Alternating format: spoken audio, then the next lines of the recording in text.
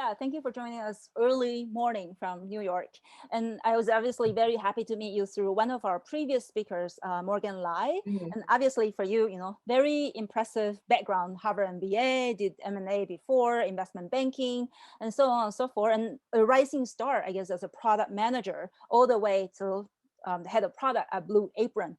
And I was actually very interested because like now as an investor at NextView Ventures, as a partner over there, I later found out that we actually share a lot of similar backgrounds in a sense that Mhm. you actually went through public school all the way through high Mhm. school, and Mhm. then went to the States for college and masters. So Mhm. very different from the typical ABC American, Taiwanese Mhm. American type of background. But you Mhm. managed to build your career, I would say, in the mainstream US markets. So I guess Mhm. before we start, I would love to start from unpacking your upbringing a little bit, in a Mhm. sense that along your journey, what as a kid, as a child, educated mostly in Taiwan, and because I suffer from this sometimes, I'm curious in terms of what you had to learn, or rather unlearn, along the Mhm. way throughout this journey, like Mhm. so far with Yeah. what you're doing at the moment. Yeah. I wish I have the magic answer, then I would quit this job and write a book and just speak, right? No, joking aside, I say that, yeah, as you said, I grew up kind of in an average middle class family in Taipei, and went to just like generic public schools. I grew up in Tianmu, so I actually was very close to TAS, but this is more of like a neighbor as opposed to literally 5 minutes away from TAS, Taipei American School. But I went to all public schools and local middle schools and high school. I actually have a classmate in the participants. She's both my middle school and high school classmates. So she'll probably tell you I was pretty ordinary, or very, very, very, very generic, upon high school graduation. And I would say that I really appreciate. So one thing is like, I think, reflecting back when I was in high school and probably middle school, I was probably pretty shy. I classify myself as probably an extreme extrovert now, but I probably was not like that if my memory served me correctly. So that's pretty interesting. So I basically, what happened to me was that my parents both came to the States for master degrees, and my dad was here for a PhD as well. So they had a little bit of background of like, oh, this is how studying in the US looks like. And when I got tested into Beinu, he was like, "Oh, do you want to go to the States for high school?" I was like, "What are you talking about? I just like study my ass off to get into the school. Of course, I want to like stay here for high school. Like, I don't want to go to the States for high school." He's like, "Oh, maybe you should go there for college." And literally, the thought was just like, "Oh, maybe I would." The concept at the time was like, "Oh, eventually I'll come here for advanced degree and master. So maybe I come here a couple years earlier and get better at English." So this thought was as simple as that. And I basically got dropped I went to University of Virginia. And when I got to the University of Virginia, half of my classmates like, "Where is Virginia?"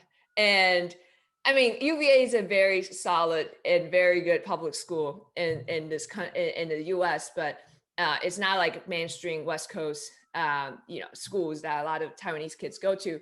And so I basically got dropped into the middle of nowhere in the South, and that was pretty interesting. So I think the things that I have to learn once I got there, I quickly realized that I had to be more outspoken. And I went to the undergrad business program. So the undergrad business program at UVA, which is shorthand for University of Virginia, at UVA is a 2-year program. So you do 2 years of liberal arts study. So whatever, econ class, sociology, psychology. I took a lot of psychology classes.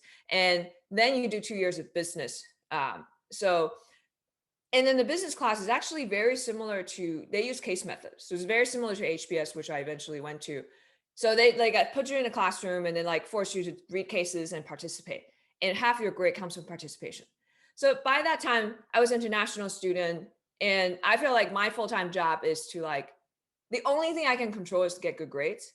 I mean, it sounds very generic and very like Asian student, right? You just like get good grades. But I was like, this is the one thing I can control. And then I have certain things that I had in mind from a professional perspective. And at the time, I wanted to do investment banking coming out of school. So I was like, okay, the only thing I can control is, first thing I can control is good grades, but that requires me to actually speak in class.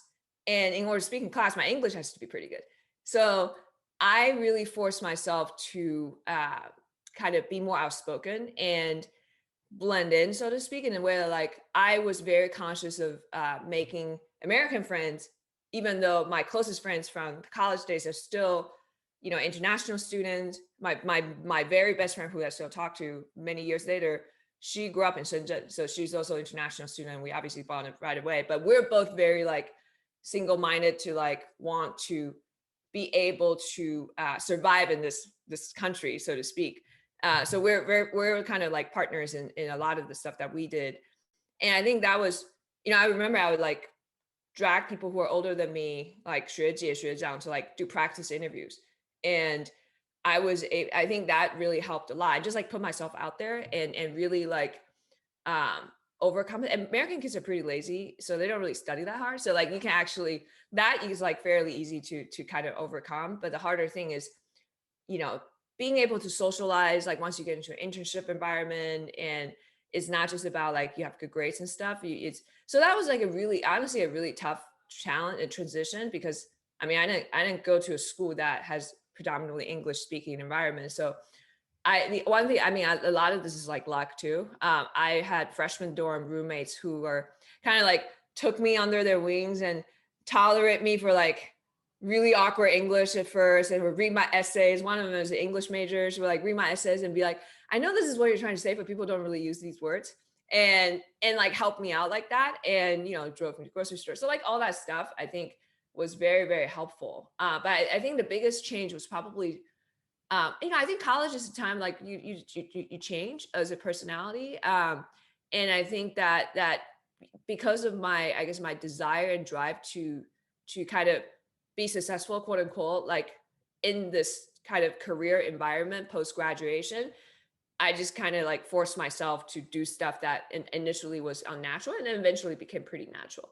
So that's probably the biggest thing, kind of transitioning from growing up in Taiwan. Yeah, I would say.